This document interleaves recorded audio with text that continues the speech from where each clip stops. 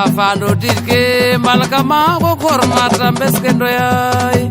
fatangan marka sobinjo goina minyana chona njomna Safando dirke malka mago kormata beskendo yai fatangan marka sobinjo goina minyana chona njomna Safando dirke malka mago kormata beskendo yai Patangan marka sabinjo goina minyana chona njumna e ordinateur arokanga kam khel ke fo panjalo fogola serer fatendam tinwai chosano khanga nyowai e ordinateur arokanga kam khel ke fo panjalo fogola serer fatendam tinwai chosano khanga nyowai e ordinateur arokanga kama khel ke fo panjalo fogola serer fatindam tinwai chosano ganyoai nahar ne warna revio kola bega kirania e pagodane masote na ibnon buda yonde bonga fanyuna to ka jofkai nahar ne warna revio kola bega kirania e pagodane Masote na ifnun buda yonde bonga fanyona to ka jofkai Naharne warna review kolo mega kirania ipagodale Masote na ifnun buda yonde bonga fanyona to ka jofkai di ziar ñëpp di gërëm ñëpp tey ñu ngi toog un grand champion Santa Gningue Santa nag kenn dootu ko laaj ci làmb wala kenn dootu ko nattam def na ay jaar-jaaram def na groupe tey ci làmb tey mu jëm ci bés le 10 incha allah le 10 lay ñëw laale ki nga xam ne moom mooy Vieux Dacia fële ci arène nationale moom Santa Gningue mu nekk ci préparation ñu ñëw fekk si ki nga xam ne mooy ci salle di jël entraînement mu jéem mais nañ bàyyi Santa mu nuyu ko pare Santa nuyu. waaw Ami Collé maa ngi lay fay di nuyu waa Puissance TV ak waa Tekima TV yëpp di nuyu suma mag Bombardier di nuyu Sénégal yëpp mais également di nuyu suma waajur bu jigéen mère Sophie Gueye di nuyu aussi suma benn yaay bu baax bu ñuy wax mère Ramatoulaye Diop di nuyu aussi Ousmane Diop Noreyni ak suñu waajur bu jigéen boobu mère Kodou Koli Diop di nuyu Ousmane Dieng Baye Fall bi di nuyu suma benn grand aussi bu ñuy wax Assane Seck du ma fàtte Boy Mbour mi nga xam ne moom laa àndal blindé ñu koy wax Babou Général Diouf Santa Junior di nuyu écurie Mbour yëpp di nuyu aussi également waa Yoff yëpp à travers seen mag Malick Niang di nuyu aussi ki nga xam ne nii moom mooy Modja di nuyu aussi les Camerounais de par le président bi nga xam ne moom mooy Assane Dramé ñi may liggéeyandool aussi au niveau du rôle Cyril Bathily Zal Ama Mohamed ñëw VIP Lounge nuyu sama mag suma xarit sama seexandoo muy Babou Ndiaye di nuyu aussi Bill di nuyu Alou di nuyu suma benn xarit sama genn wàll sama doomu ndey muy Abdou Diouf di ko ñaanal yàlla yàlla na ko yàlla may wër yàlla na ko yàlla kantanal di ñaanal njabootam bi également. aja Santa mu ngi noonu mooy nuyoo ñu ñëw ci fas yéene waxtaan ak waaye balaa ñëw dugg ci combat bi dañoo fas yéene waxtaan ak Santa tuuti Santa ñu gis daal. waaw gëj a gis bi du dara xam nga lamb moom da ngay mën am combat rek pour bëre des fois aussi combat yi taxaw mu am ay gàllankoor yu laxasu toujours ci biir donc ce qui fait que bi ma bëree ki nga xam ne nii moom mooy Wës Jàmbaar yàlla may ma ci ndam après voilà am na yeneen combat yoo xam ne toftal woon nañ ci mais yàlla def xam ma antuwul ba tey yàlla dogal aussi sama digganteeg Vieux Dacia mu nekk combat boo xam ne bi mu taxawee léegi yàgg na donc ñu nekk ci préparation boobu di ñaan yàlla dem le dispo ci jàmm ak salaam.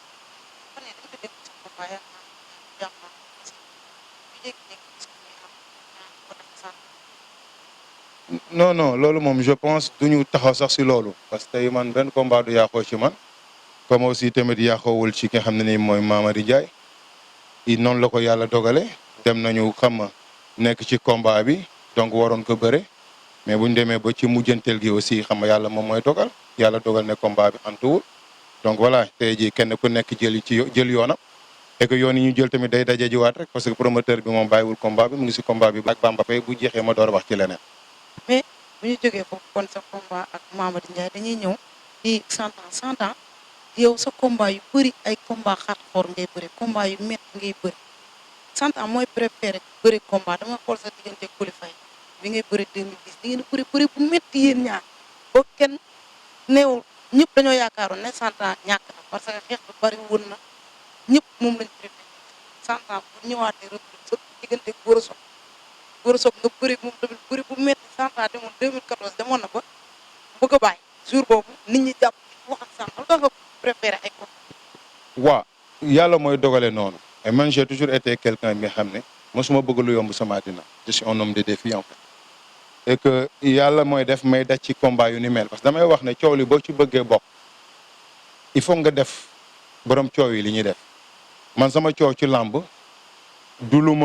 loo xam ne tey dama dox pour promotion du loo xam ne dama dox tey ji tàllal borom micro yi dara pour ñu di ma tudd saa su nekk dama dugg ci biir ñaay bi jàkkaarloog gaynde yi xeex ak ñoom ba Sénégal yëpp xam ma yow yaa ko waxal sa bopp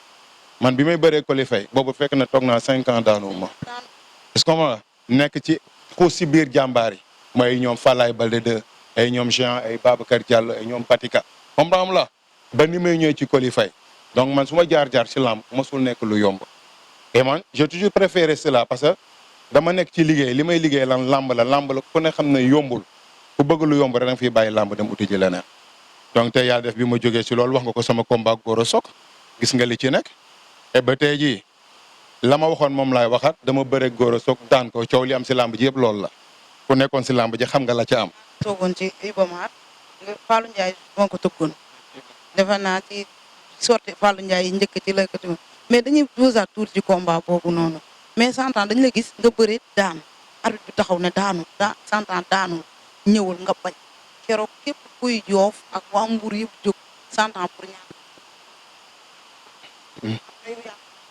waaw non c'est comme je dis mosuma ñàkk si combat te duma ci ñàkk yow xam nga ma du ma nit buy wax ñaari wax te je pense boo nee nekkoon naa fa lamb ñaari jël du ci am lamb benn jël rek moo ci am buñ bëre woon 10 fois benn jël rek mooy am ci lamb benn jël la ñuy valider waaw xam nga yaa ko wax nee nga waa Yoff yëpp jàpp ci ak waa Mbour dem man mi ngembu sama ngemb dem ba toog ci digge stade bi ne bëreetuma kon bëre amatul bi may demaatumoon ak conviction bëri ci doo ñibbi téye nañu ma dem naa pour lamb ji jeex man ma dem ñibbi parce que la ma war a bëre naa ko daan naa ko dem naa ñibbi tout court yow yaa ko wax su ma bëggoon bëriwaat du ma toog ci digg géew bi parce que mbër du ngemb ba pare ñëw ba digg stade toog ci suuf boobu lamb ji jeex na lamb ñaari jële du ci am sama combat Gora Sock benn victoire moo ci am j'ai la parfaite conviction ne daan naa ko et képp ku nekkoon sa lamba ji aussi di waxal yàlla te yàlla tax xam nga ne Santa daan na Gora Sock te voilà dama daan Gora Sock jóge ci moom daan ki nga xam ne mooy King Kong Kaolack jóge ci King Kong daan ki nga xam ne moom mooy Wos Jàmbaar nekk si sama 3 victoires successives incha allah le 10 dama nar a daan ki nga xam ne mooy Vieux Dacia nekk si sama 4 victoires.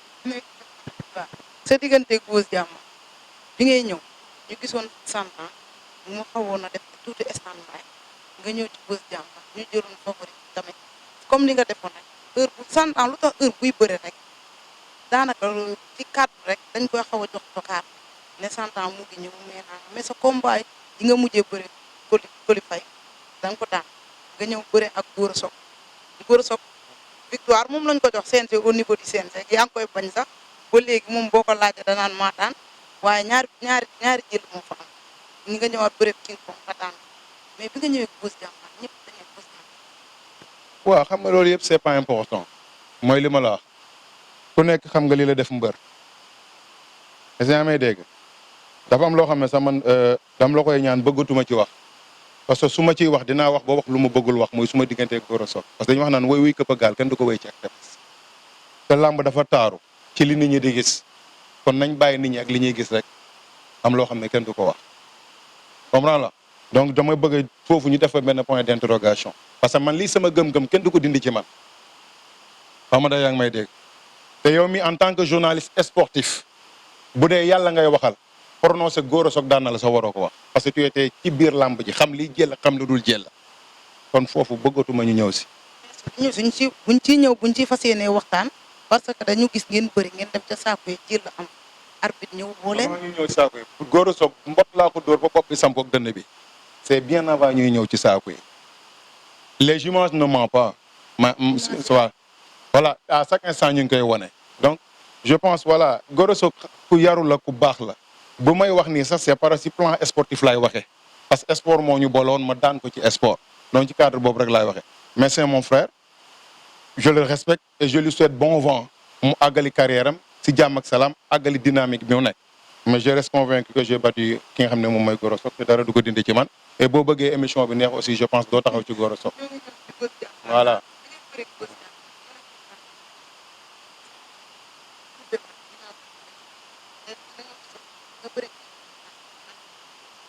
waaw xam nga man moom li ma wax rek Santa ku ko yab sax blessure a tax nga yab ko Santa ku ko yab blessure a taxoon nga yab yaa ko wax léegi bi may toog 5 ans daanu mais bien avant 5 ans yooyu loolu nekkoon si sama beneen dynamique bu baax a baax blessure moo indi sama mauvaise passe si lamb chaque jour ma ko c'est pas un manque de compétence bi ma bëree ak qualifié ba pare war a bëri ak ki nga xam ne mooy Yékini Junior yàlla def ma feebar am benn problème mu neex sciatique toog 1 an et demi di faju yoo xam ne taluma entraînement taluma dara bi may bëre ji ak ki nga xam ne mooy Yékini Junior dama dem bëre ji moom parce que tey faju bi yàgg na amatuma temps wu entraîner ni rien du tout moom aussi tamit am na carrière am war ko àggali en fait yàlla dogal na ne man gaañu na je me suis dit non lii yàgg na il va pas falloir que tamit nit kii tey xam ma hypothéquer carrière am tënk ko ci sama blessure mu bañ a bëri continuer carrière am comme tey promoteur bi mu ngi xaar bàyyi ma dem remplir sama contrat lu ma yàlla jox ma jël te vraiment Yékini Junior mën na continuer li nga xam ne nii moom mooy carrière am si jàmm ak salaam noonu laa demee yàlla def lim ci def muy victoire boo xam ne am na ko ci man yàlla na ko jik choix bi man ma continuer suma carrière et puis ba ma si jógee ba léegi tamit yàlla mu ngi may sutura xam nga bi may bëree ak Weuz Diambar waxoon naa ko ne ko li la gars yi di wax boo ko gëmee mooy nax nga sa bopp te ñi la encadré xam ma bu baax duñ la digal ne boo demee dalal ci kaw Santa parce que man benn xale du ma yab baawu ma kenn ak yàlla sunu borom. bu gars yi waxoon. xamuma wala man ma dal ci kawam yow dama yaakaar ne booy seetaan lamb da ngay xaw a catraque parce que arbitre bi sifflé dañu def balancement de bras man maa def gauche droite dóor ko dox ci kawam mu riposté ma bàyyi fa xeex bi daw na ko curux jàpp ma won ko ne tey ci épreuve de force ëppoo ma doole jàppanteeg moom résister ko ba pare la ca des xel mottali ko ma daan ko jële ba rëy dem ñi ñu ñëw 2021 ñu ñëw ci sa combat ak ki nga xam ne mooy Vieux Dansé ay moom nga amal contrat comme ni nga ko waxee nga ne Vieux Dansé laa amal contrat naa dox contrat boobu moom est-ce que Santa xam na dëgg-dëgg. soxlawu ma ko sax xam man sama bopp rek laa soxla xam je l'ai toujours dit bañ naa ko ba sëriñ yi may ñaanal heure bu ma demoon si ñoom bien avant sëriñ Dacia dama leen di wax ne fexe leen ba man bu ma kenn jàpp mbër mi sama yoon newul ci moom parce que bu ngeen ko takkee ba man ma koo daanu ma mbër fexe leen ba man bu ma kenn jàpp ma def li ma bëgg a def góor jàmbaar la gaynde la te suma làmb kenn du ko seetaan ne Santa dafa ñàkk jom cause pour laquelle heure bu ma bëree amateur yi ñëw seetaan si parce que xam ne ne Santa li muy def da ciy def fulla daf ciy def fayda ak kenn ak yàlla Vieux Dacia mii la fa ma jaaroon ak Weuz Diambar laay jaar ak moom arbitre day sifflé ma charge ko dóor ko duma ko looy wax ni. déggoo ma de arbitre day sifflé ma duma ko jàpp ko daan ko dem ñibbi foofu noonu xale ak mag. sama yoon nekkul ci xale kenn gënuma doon xale xale xam nga ne def na déggoo li ma la dama ne la kenn gënuma doon xale loolu yow sa wax la yow mais man ci sama wax ci suma gëm-gëm ak si sama mentalité kenn gënuma doon xale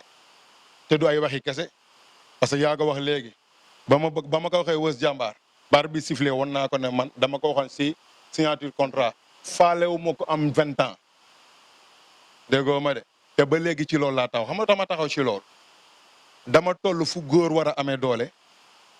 di def lu tax ma am doole di moytu lu may xañ doole te dañu nekk dans une compétition sport liggéey la compétition la li ngay liggéey moom ngay fayeeku te ba léegi nii amul ku ma gën a ñeme coono ci sport dama ne la Vieux Dacia dama koy duma jàpp ko daan ko dem ñibbi. Santa bu ñu waxtaanee rek réellement di nga jàkkaarloo Vieux Dacia ngeen def jokkoo. Vieux Dacia du suma adversaire man je suis descendu très bas dama koy wax toujours pour tey jii bëreeg boo yooyu noonu man d'après suma palmarès d'après ma carrière du woon yoon may bëree ak ñooñu est-ce que xam nga lu tax may bëree ak ñoom lamb boo demee ba bokkatoo ci coow li tuddatuñ la bokkatoo ci et bu ñu toogee tey étant des compétiteurs compétiruñu bokkatuñu ci compétition léegi alors est-ce que tey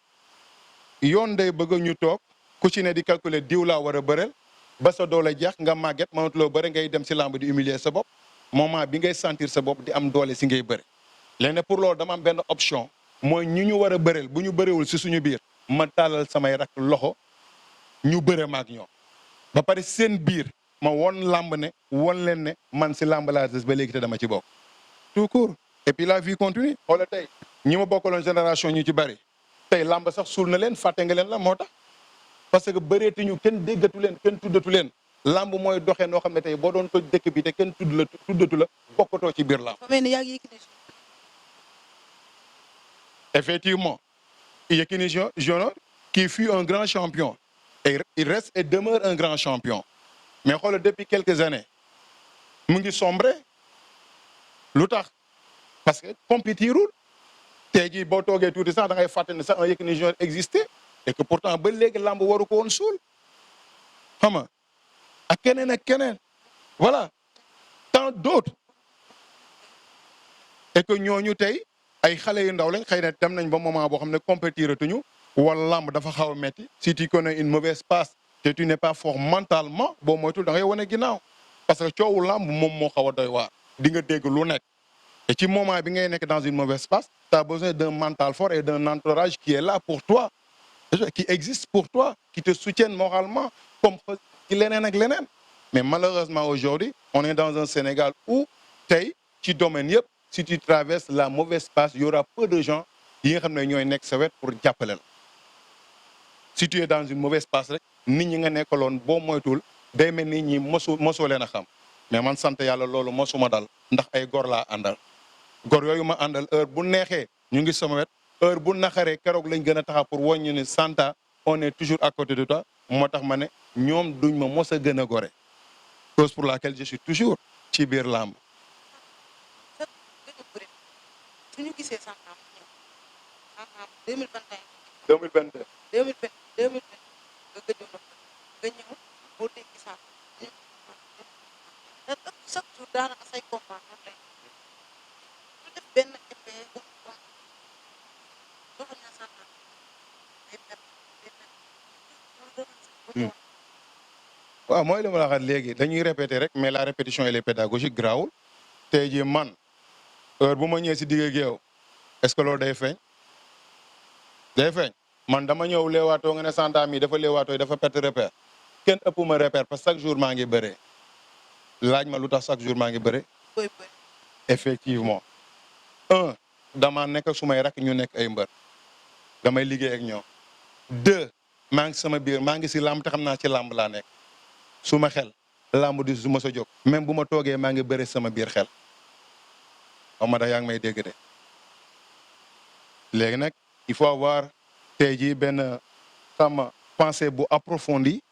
pour mën a comprendre man li may bëgg a wax parce que nit li ngay dund chaque jour dafa war di nekk sa xel entraînement nit mën na sax toog léegi nii di ko def ci biir xelam booy mbuur kat dem ba contact nañ def naa lii mu résister mais est-ce que bu ma defoon lii nii ak nii ak nii yaa ngi toog sa biir xel du travail yaa ngi ciy liggéey moo tax du ma gëj ci làmb beneen bi mooy je suis constant dans mes entraînements parce que j'ai toujours dit ruus naa sumeeku ci biir làmb ñu ne diw indiwul état wala entraîné wul bés bu amee damay xam ne mënatuma ko ma bàyyi ndax làmb yëfu gor la xaalis bi neex na trop mais le plus important c'est l'honneur et l'honneur pour ñun suñu bopp en tant que sportif mais pour ñi nga xam ne ñoo topp si suñu ginnaaw di daw di sonn ngir ñun moo xam ay kilifa la moo xam lu mu mën a doon ñoo xam ne dañuy toog di sonn ngir yow ñooñu booy bëri chaque jour sax xel dafa war a dem ci ñoom honneur boobu moo ñu téye ci biir làmb ba léegi ni mais du problème mu xaalis parce que boo doon loolu mën nañu bàyyi làmb def ji leneen parce que xam nañ yeneen buntu yu ñu mën a amee xaalis mais ñun bi ñuy dugg si làmb passion moo ñu ci dugal est-ce que comprendre te passion boobu moo ñu téye ba léegi nii waaw. passion moom dañuy génn côté boobu noo gisee. comme lan.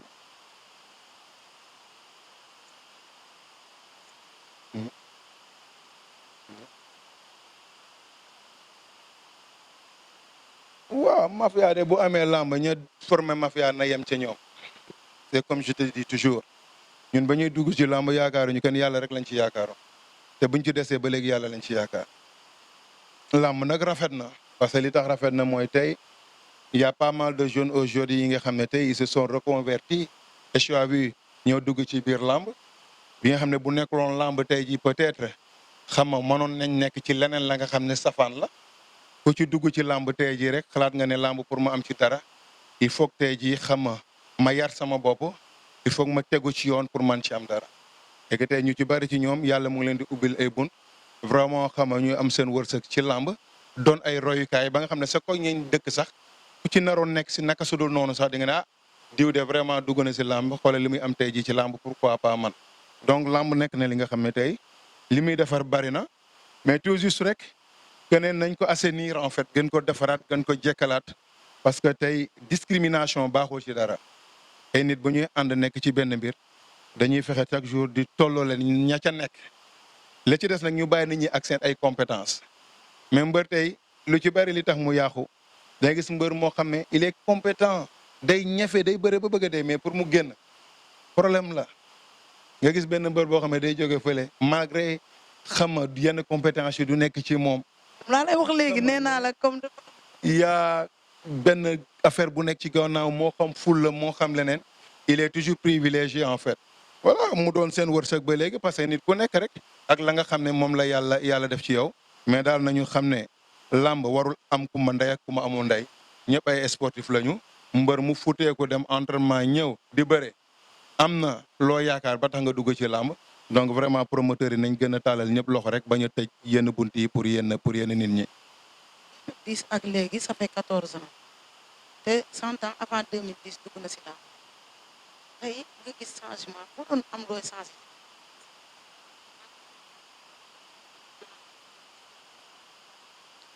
waaw làmb moom booy seet c'est comme je t'ai dit tout à l'heure c'est un milieu boo xam ne toujours war nañ di ko assainir parce que mbir moom boo ci nekkee chaque jour war nga di parfaire mbir mi chaque instant muy gën a am ay avancées ñuy gën a dem ci kanam mais man fi may gën a woo rek suma ay frères lutteurs c'est aujourd'hui comme la non-violence en fait parce que làmb c'est quelque chose de noble en fait ay noble ñoom ñoo koy def làmb gor moom moo koy def sport nag foo ko fekk day éduquer donc ñun bëri je le dis toujours suñu communication des fois ak suñu attitude day bokk toujours ci li exciter suñu ay supporters donc suñu communication attitude bi comportement bi xam nga war na nekk toujours loo xam ne day inciter les supporters aujourd'hui à la sagesse choix bi yar leen choix bi ba nga xam ne bu ñu ñëwee stade ak lu mën a am rek war nañ xam ne sport lañ supporter si woon seen mbër bu amee ñu ñibbi si jàmm ak salaam bu ñàkkee tamit ñu ñibbi si jàmm ak salaam mais benn bi aussi aujourd'hui mooy règlement bu bees bi nga xam ne tey mu ngi ñëw soi-disant aujourd'hui xam nga lamb yi day bëgg di tas 19 heures et quelques affaires yooyu noonu je pense c'est une décision xam nga à revoir parce que xëy na peut-être mbër mu mel ni Santa combat mën na jeex 10 heures 19 heures et demi peut-être mais y a de ces grands champions ak dayoo bi ñu am ak seeni journée ni muy toll que tu le veuilles ou non seeni lamb mënu di tas 19 heures et demi loolu mënu nekk et l'exemple mu ngi fi suñu combat bi passé muy combat Balla Gaye Tapha Tine on a tout vu ce qui s'est passé pourtant le règlement s'appelle un règlement et pourquoi aujourd'hui ce combat là tasul à 19 heures et demi. damay ñëwaat ci règlement bi dafa ne minimum 19 heures 30. waaw ñu ne la ban heure lay tas ah.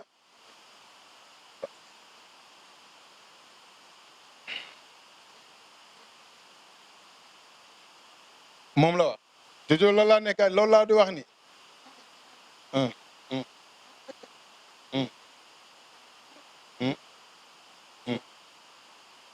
moom laa la wax dañu ne la mais au-delà de 22 heures on te l'a dit parce que tey man d'après les informations que j'ai eues loolu lañ wax mais c'est tout juste rek pour wax ne limiter yenn heure lamb yi dafa nekk loo xam ne dafa impossible en fait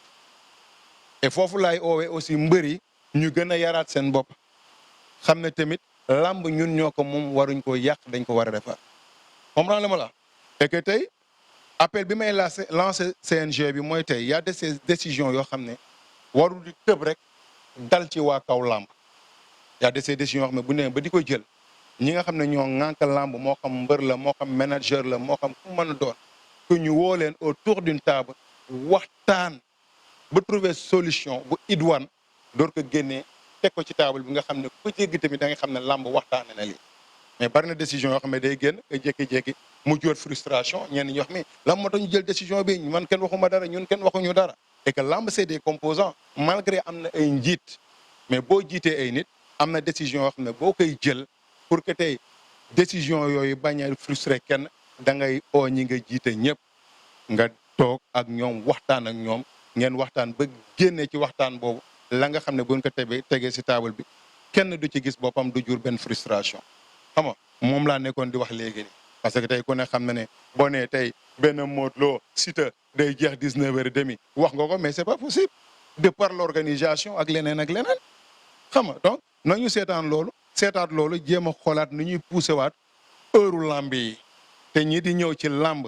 nga xam ne tey day tax ñu collé la que ça soit supporter wala mbër ñooñu nañu xoolaat seen bopp yaraat seen bopp te xam ne lamb buñ ko yàqee suñu bopp lañ ko yàqal parce que amuñu lenn lu lamb nag am na stade boppam ba mu amee stade boppam lañ waroon noppaliku ci ay côté heure lamb ji stade bi ñun ñoo ko moom même boo bëree ba minuit si stade lamb nga nekk di bëre la ca des nag soit nit ñi bu ñu génnee dañuy agressé wala leneen ak leneen ñooñu nañu waxtaanaat ak ñoom ñu xoolaat seen i jikko defaraat seen i jikko boobu duñ yàq làmb parce que bu ñu yàqee làmb dinañ yàq benn nit boo xam ne tey ku ci mel ni Siteu maa ngi koy nuyu de passage di ko ñaanal yàlla defal ko jàmm un jeune bu mel ni Siteu fi mu dëkk gox bi il inspire une jeunesse échange bi du point positif en fait parce que tey boo xoolee tey Siteu champion bi mu doon ak social bi nga xam ne moom la nekk di def ça c'est des exemples et de bons exemples comprendre ma tey beneen jeune bu nekk jàmm gën wala feneen di nga ne xaaral ma copier ci Siteu pour ma copier ci Siteu nag il faut ma jaar fu Siteu jaar pour def li muy def donc ñu mel noonu boo leen amee si gox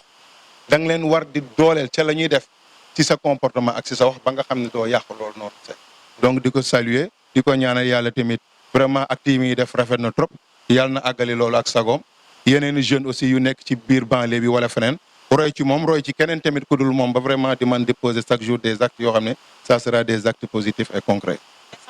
balaa ñëw tëj damay insister ci adversaire bi nga xam sànq maa ngi naan la xale nga ne ma gëwuma xam dama naan la Vieux Dacia ku ko xam-xam ne xeex santan day bëri waaye xam nga ne Vieux Dacia aussi ma ne ndax xam nga nga ne soxla wu. boo bëggee dégg-dégg du def dara Vieux Dacia du def dara te pour ton information bu yaakaaree damay ñëw si làmb ji bëreeg moom day nax boppam damay xeex ak moom. di nga taxaw jàkkaarloo Vieux Dacia day dara ci xeex sama kanam kan la dóor dama bàyyi c'est mbër la respecté naa mbër mi mu doon parce que mbër mu nekk am na loolu def mbër mais ku jàkkaarloog Coly Faye jàkkaarloog Falaye Baldé 2 jàkkaarloog Géant jàkkaarloog Babacar Diallo jàkkaarloog Papa Sow jàkkaarloog Batika jàkkaarloog Ndiassé xeexkat yooyu yëpp nga taxaw jëflanteeg ñoom ba Sénégal ne waaw nga may wax waxu Vieux Dacia damay duma Vieux Dacia damay xeex ak moom. kon yow ñëw pour. yàlla xamee damay xeex ak moom waxumay waxi kii de parce que ku ma xam ne Santa lu mu wax loolu lay def. xam na ne da ngay xeex ñëpp Vieux Dacia seetaan ko combat bi. deful dara Vieux Dacia damay xeex ak moom ñëw ma sax pour ne damay bëree ak moom damay xeex ak moom ba pare jàpp ko daan ko dem ñibbi. mu yënn su. waaw d'accord garaawul mais li ma la wax bindal denc làmb jaa ngi suñu kanam Vieux Dacia damay xeex ak moom man lu ma sax si contrat def naa ko moo ci gën a tuuti ñooñu duñu samay adversaire maa ngi la koy waxaat je suis descendu très bas pour bëri ak ñoom déggoo ma de j'insiste sur le fait que ne ñooñu duñu samay adversaire làmb moo am nu mu doxe ma taxaw pour bokk ci coow li ñu may tudd parce que du ma nangu kenn ku ma suul moo tax may bëri ak ñoom te du ma bëre ma ak ñoom pour di daanu damay bëre ak ñoom pour di leen daan. xanaa déggoo li ma la wax. xanaa déggoo li ma la wax. dinaa duma dinaa daan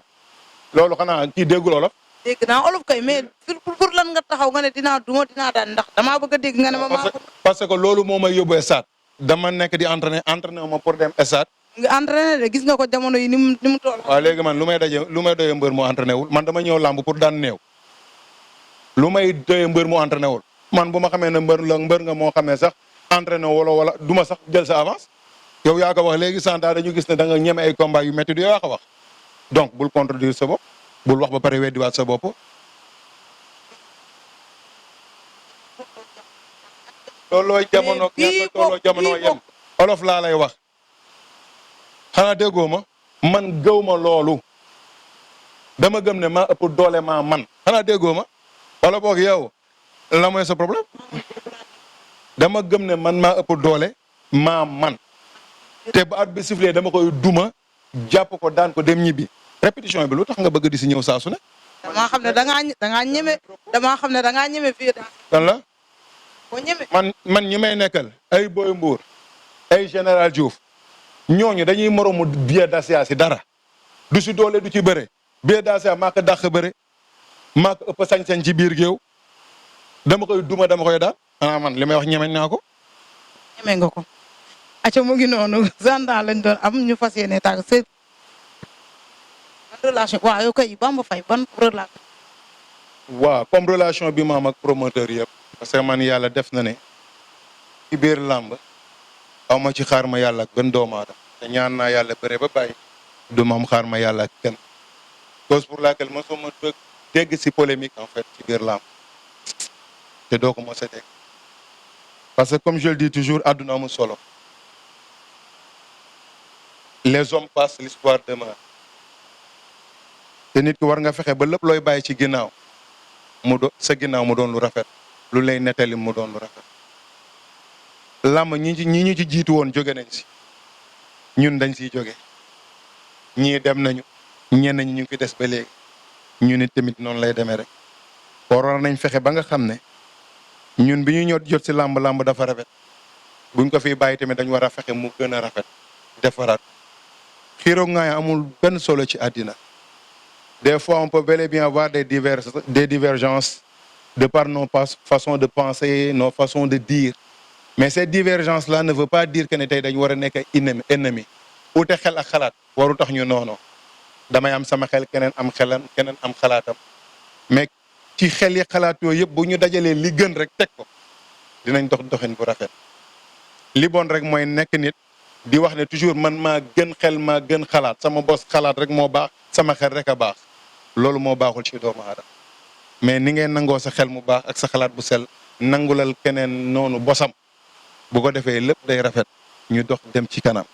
comprendre ma la Bamba Faye c'est un frère et ki nga xam ne aussi moo koy taxawal combat yi muy nga xam ne moom mooy Matar Ndiaye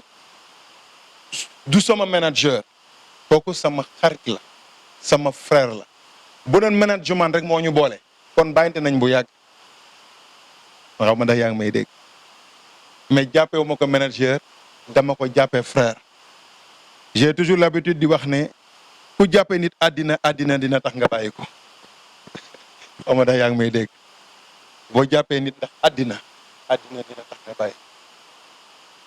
sam papa daf ma doon wax naan santa ma ne mu ne ma booy jàpp doomu aadama jàpp ko te yàlla tax looy def ndax nit def ko te yàlla tax ndax booy def ndax àddina di tax nga bàyyi booy def ndax nit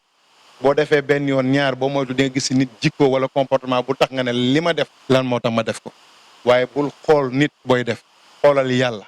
ndax yàlla mi tax ngay def du fi mës a jóg te yàlla amul lu ñaaw lu rafet rek la am moo tax lépp lu nit de def si àddina rek dee ko def te yàlla tax booy wax tamit na ngay wax te yàlla tax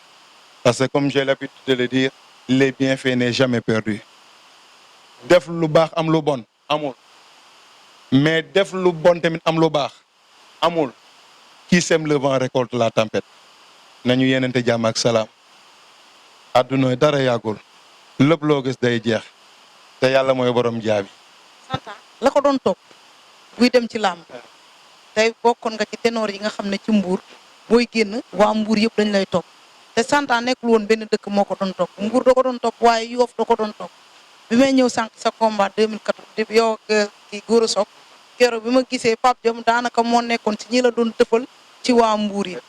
keroog waa yoof yëpp dañoo jóg di la wax ñoom dem nga ba ci bunt bi ñu jëli la indiwaat for la force di nga ñëw bëre si est-ce que la doon topp santa ci mbooloo muy bopp mun naa jékki-jékki ne santa bokk na ci ñi njëkk a dugal tubaab ci làmb ci ñu feesal turbine ba mu fees dell ci làmb Demba Diop ñu taxaw ngay bëre tubaab bi fees dell est-ce que loolu mbooloo boobu tey waaw sant yàlla alhamdulilah xam nga am na loo xam ne mbiru yàlla sunu borom la. je l'ai dit tout à l'heure man su may bëre moo mobilisé wul kenn sax nit ñi ñëwal seen bopp loolu nag cër la bu ma yàlla jox. tubaab yi yeekal leneen ak leneen des fois ñenn ñi sax ñëw doo leen xamee à travers sa nit koo xam ci la ñuy mobiliser wu ñu ñëw. moo tax aussi tamit damay profité ci occasion bi am na suma benn papa tubaab bu mu daan gisal toujours muy Patrick di ko ñaanal yàlla na ko yàlla yërëm parce que xam nga dafa décédé il y a 9 mois de cela bëgg moon sax laal point boobu parce que c'est très sensible parce que suma nit la suma xarit la suma papa la 19 ans yu mujj yëpp si àddina man la ko defal tax na ma ba dem yoonam xam nga yàlla na ko yàlla yërëm yàlla xare ko àjjana nit bu baax la woon booy seet émission yu bari moo doon def maag Bombardier ci këram lañ ko doon defee bañ doon nekk lu bari mu nekk suma papa nekk suma nit man naa wax ne combat bi sax dama koy lutter à sa mémoire en fait parce que tey xam nga bi mu gaañoo ak léegi combat bi mooy premier combat may bëre ginnaawam et je veux vraiment honorer sa personne de par une belle victoire honorer ko aussi ak honorer kilifa yi nekk ak man tey ku ci mel ni Ousmane Dieng sama Baye Fall bi maa ngi koy nuyu ku ci mel ni ki nga xam ne mooy Ousmane Diop Noreyni ku ci mel ni le procureur Abbas Won ku ci mel ni le procureur Rémi le président du tribunal de Thiès muy le président Jim comprends la ay kilifa yoo xam ne dañuy nekk ak man saa su nekk combat bi ba mu taxee ba léegi tëddatuñu nelawatuñu ku si mel ni tey jii mais aussi sama grand Cheikh Seck depuis Dakar moom it nelawatul Amadou Seck waxi noppi donc dafa lamb ji daal li ci lalu li galvaniser Santa ci lamb ji dafa bari moo tax ma wax la ko et je te le répète Vieux Dacia du ma bëre ak moom 5 minutes. ah. yàlla xam na. ngay ñëw attaqué. damay attaqué koñe gagné parce que ñëw ma pour taxawaalu parce que lu tax loolu bu ma koy def Vieux Dacia sax taxul parce que dinaa won lamb toujours ne ñi may bëri duñu samay adversaire de part tamit samay preuve parce que bu ma taxee naan ñi may bëri du samay adversaire si làmmeñ kese ñi may bëri sam duñu samay adversaire te boo demee doo wane dara ay waxi kese la xaw ma ndax yaa ngi may dégg waaye nag duñ samay adversaire dama koy wane toujours ci digg réew bi incha allah ci kantanu yàlla te noonu lay demee di voilà. waaw kon mën nañoo xaar ñu ne Santa mbooloo moom doon dégagé kon ba tey moom waa Yoff ak waa Mbour géej yëpp Saly nag moom daanaka buy bëri kenn du fi des ak Ngabor Santa looy tàgg. waaw xam nga Yoff moom moo la yaa nga wax Yoff sama moomeel la nit du bàyyi li mu moom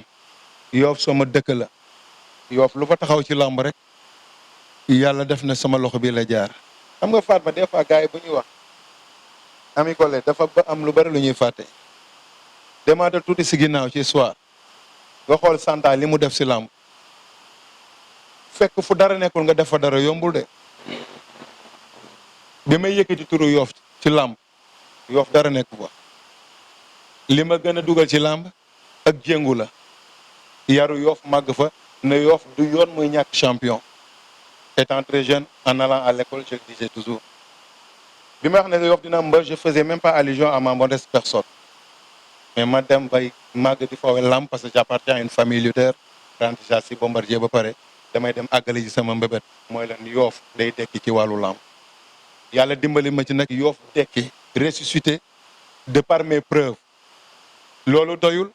j'ai insisté une jeunesse bi nga xam ne peut-être il ignorait toutes les qualités requises yu ñu am xam nga ma nekk tey ji benn influence ci benn jeunesse boo xam ne mënoon na toog tëdd di nelaw jeunesse boobu yeewu ku ci mel ni Malick Niang ku ci mel ni Dumbul ku ci mel ni Demba Thiaw ku ci mel ni Gine ku ci mel ni Modja et tant d'autres tous ces jeunes là j'ai éveillé leur conscience ba tey ji ñoom ñëpp ñu taxawal drapeau Yoff kon donc tey ji Santa li mu marqué làmb dafa bari lool sax boo ko kenn waxul nag ma waxal ko sama bopp ah. xam naa loolu ndax yàgg na xam naa loolu ndax yàgg naa laa toog. voilà donc maa ngi gërëm ñëpp di leen gërëm yéen tamit si seen disponibilité vraiment parce que yombul déplacé wu Dakar ñëw ba Mbour ñëw toog assister mes entraînements xam nga toog aussi si dal déglu ma ñu def émission c'était pas évident donc tànk yi ngeen dox ñëw fii yëpp yàlla na doon yiw tànk yi delluwaat tamit yàlla na doon yiw li ngeen téye tey di ko liggéeyee yàlla waxul kenn dara kenn judduwul indi dara kon kenn ku nekk si yéen na yàlla na la yàlla jox sa mbiri bopp nga dem a dem ba say employé am say employé ñu lay demal dara weesu si àddina te lu nekk mën a nekk nañ gëm yàlla te wóolu ko rek buñ gëmee yàlla wóolu ko rek incha allah lépp dina ñëw maa ngi gërëm Sénégal yëpp di nuyu Sénégal yëpp di gërëm ñëpp di jaajëfal ñëpp. ayca mu ngi noonu santaange doon am foofu moom lañ fekk si fi nga xam ne mooy diwaanu Mbour ñëw jël si woon ko diggante moom Vieux Dacia nag ñu di leen ko fàttali ko rek Bamba Faye journée MCC production mooy woote le 10 août fële ca arène nationale waaw suba nag Fatou Balla Gaye bu ko fàtte nee ko dafa gars yi jàpp suñu mbokku jigéen la comme ñun tamit ñu jàppale ko bu baax muy ñëwaat def 3e journée arène nationale moom tamit bu déwénee mu mën a bokk ci rang bi mu mën a bokk ci bokkante bi mais tey Cousin moo woote fils de Sadio fils de Fodé ak ki nga xam ne mooy Mame Balla ko ci waaw tamit bu leen ko fàtte ñuy ñëw dooleel Cousin production bii mooy 13e journée muy arène nationale li mu tëgg kenn tëgg ko moom Cousin kon tey bokk na ci ténor yi nga xam ne année prochaine tamit day ñëw maa ngi jaajëfal moto bu baax a baax sama mbokk armée de guerre la mu ngi ci moom tamit bu baax di bay waaram ci làmb ji bu baax nee naa leen làmb daa am ñoo xam ne dañ cee war a jariñu bu mel ni moto heure boo xëyee mu ngi gàddu caméra day xëy suba ba ngoon génn kër maa ngi lay jaajëfal bu baax a baax jaajëfal képp koo xam ne rek yaa ngi seetaan la puissance